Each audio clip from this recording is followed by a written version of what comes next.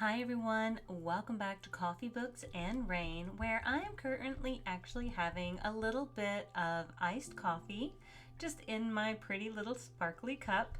And I have my ears on because we are into October and 'tis the season for just wearing what we want because we feel like it. Of course, we just should do that anyway because we have one life, right? I do plan on pulling out a couple of my random costumes that I have for the month of October. However, most of them are still in my storage.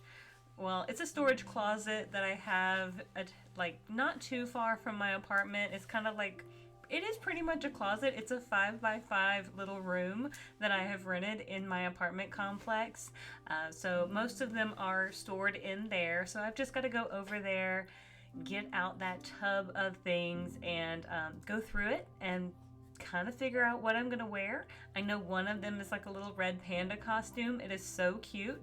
I love it so very much. So I do plan to wear that at least once.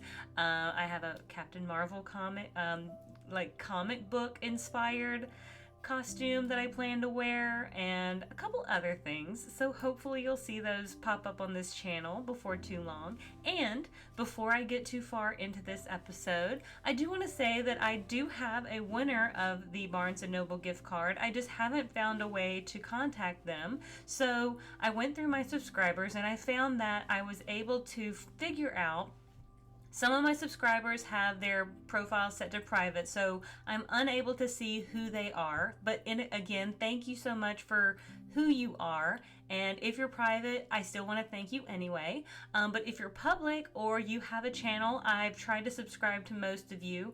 And if you're public, I was able to see your names, put you in a name generator. And then the person whose name popped out was actually, I think it's Jordan McKnight. His name popped out, but I didn't see a contact in like email or anything for me to be able to send him a message. So I may just try to message him on one of his videos. But Jordan, I guess if you see this video and you want to email me directly to the email that I leave at the end of my video, please do, because you're the one who won the $25 Barnes & Noble gift card, and I'd love to be able to send it to you if I have a way to contact you. So please let me know. And on to the Marigold Mind Laundry. That is the one we are talking about today, and it is by Jungeun. Now, I am absolutely probably 100% butchering that, and I am so very sorry, but this book was absolutely lovely. If you listen to the episode for Dollar Gut Dream Department Store, this is along the same vein of being what they call kind of like healing fiction or something of that nature. At least that was what I was kind of reading when I was reading through the summary just a few moments ago with regards to this particular book. It is translated from its Korean original, and its translator is Shanna Tan, and so want to make sure we give them credit. It says, "Welcome to the Marigold Mind Laundry, where we wash away the stains from your heart." In this enchanting tale, a blockbuster bestseller in Korea, the enigmatic owner of a magical laundromat that erases people's painful memories must learn to fend for her own peace before she can truly help others. Born with mysterious powers she does not know how to control, young Yun accidentally causes her family to vanish. She vows to live a million lives in search of them. Finally, one night, she brings the Marigold Mind Laundry into existence, its service to remove the deepest pain from our hearts. Yun listens while customers share their unhappy memories. As they speak, she transfers her sadness onto t-shirts as stains. After a spin in the washing machine, the stains become flower petals that soar into the air, and Yun customers find solace. 5 wounded souls come to Yoon for help: a frustrated young filmmaker, a spiraling social media influencer, a mother betrayed by her husband, a woman jilted by her lover, and a talented photographer who hides in the safety of a mundane job. As Yun listens to each of their stories, she learns that the will to heal is not a rare gift, but a power we all possess if only we are open to it. Joyous and inspiring, it offers wonderment and comfort as it teaches us to tap into the magic that lives all around us.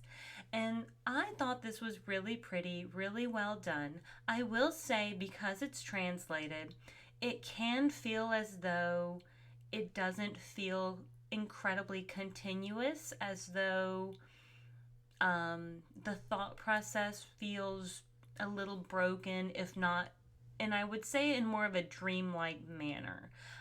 Sometimes the thoughts flow in a slightly uneven manner, and this is not in any way a criticism or critique, because I feel like my dreams flow like that, which are still, when I wake up, I still feel very, very much like I had a good dream most of the time. However, sometimes I feel very thoughtful and contemplative. So that's kind of what it left me feeling. I really thought this book was lovely, and when I saw it, I immediately picked it up because that's why I loved the Dollar Gut Dream department store as well. It left me feeling the very same way. So I was very impressed.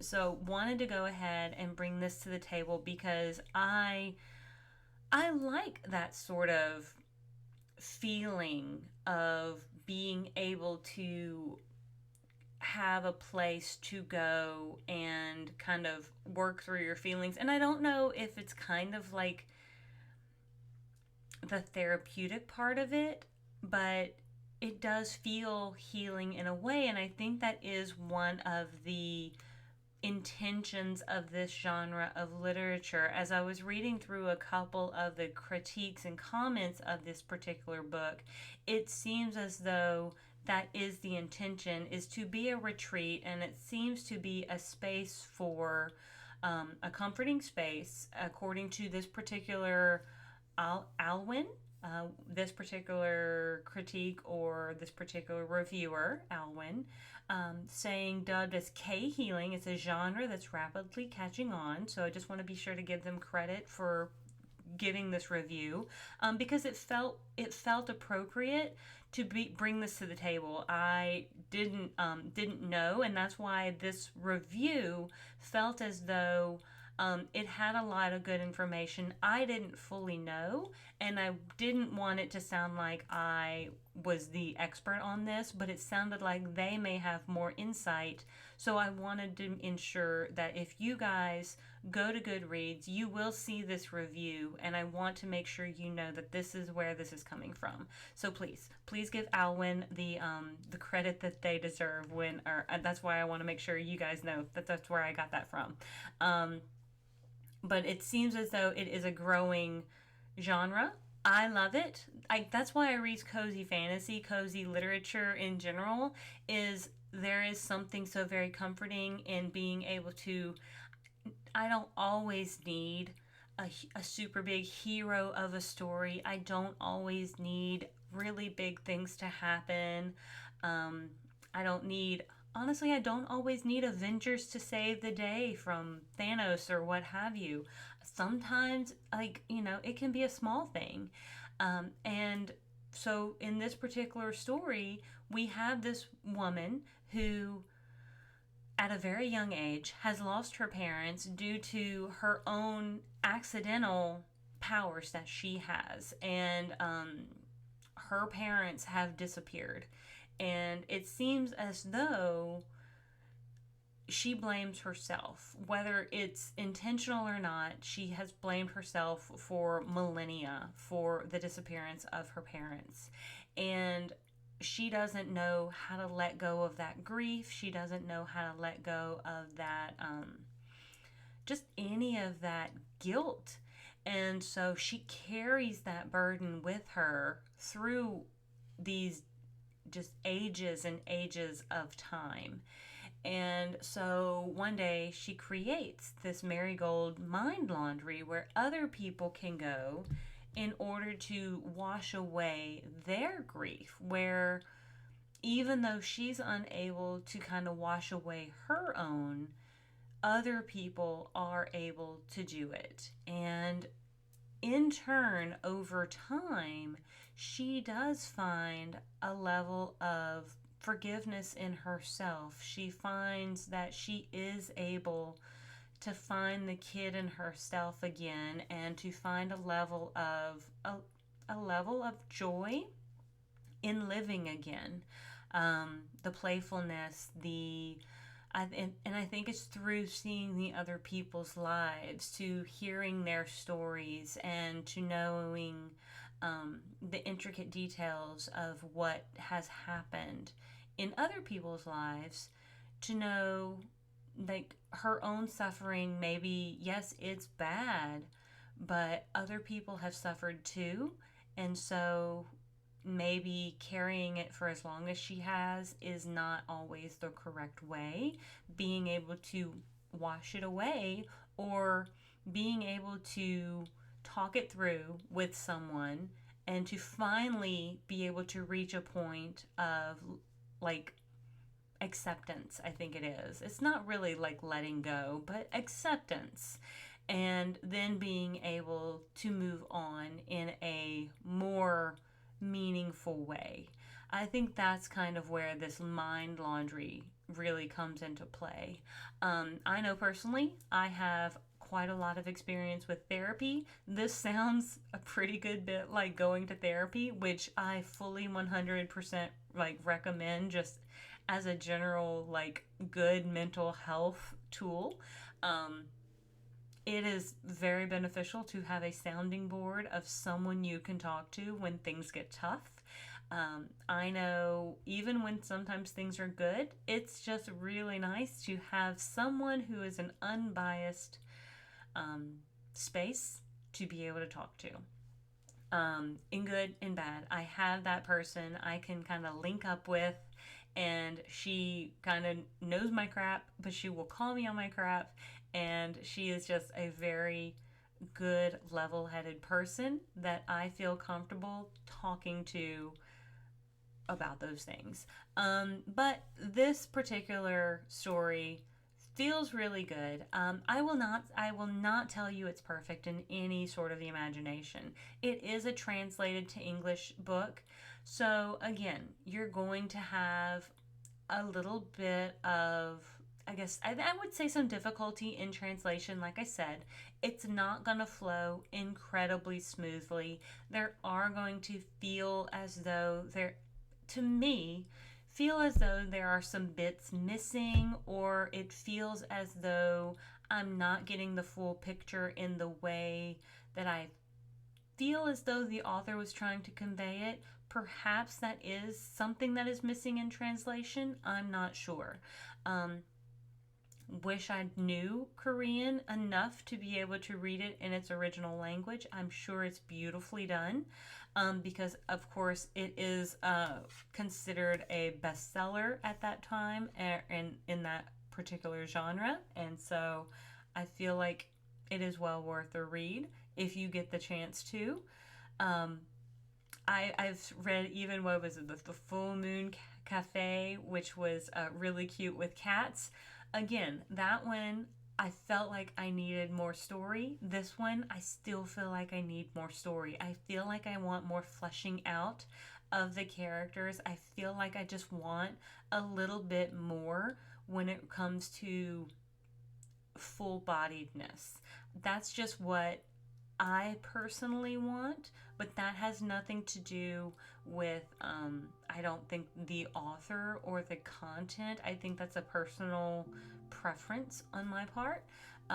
It was short, it went very quickly, and I would gladly read anything in this genre. I really wish I had read this sooner, or kind of wish I had reviewed it for you guys sooner, because I think it came out as an English. So it says it was first published March of 2023, but I think it was released. I don't know if it was first published in Korean in 2023, but this particular edition that I'm seeing on Goodreads, and I believe the edition I got from NetGalley, says October 1st of 2024. So I'm wondering if the English edition that I received from NetGalley is the one that's the October 1st of 2024. So I'm not sure. It just says the first published hardback cover was March 6th of 2023. And then the edition that I received was October 1st of 2024.